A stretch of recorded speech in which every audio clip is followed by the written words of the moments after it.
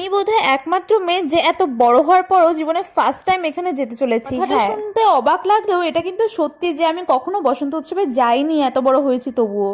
But এবার আমি প্রথমবার যাব, তাই এক্সাইটমেন্ট তো আমি অনেক, কিন্তু সাদা শাড়ি কোনো খুঁজেই পেলাম না।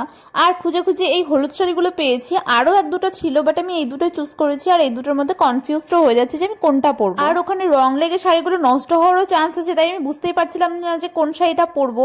মায়ের শাড়িটা, মানে প্রথমে যেই শাড়িটা দেখালাম ওটা আমি ভাবছি পরবো কিনা, ওটা তো ভালো শাড়ি।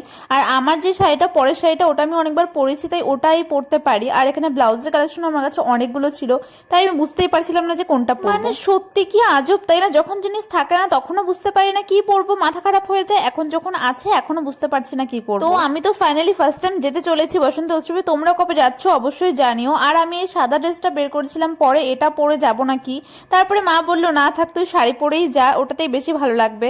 আর এখানে আমার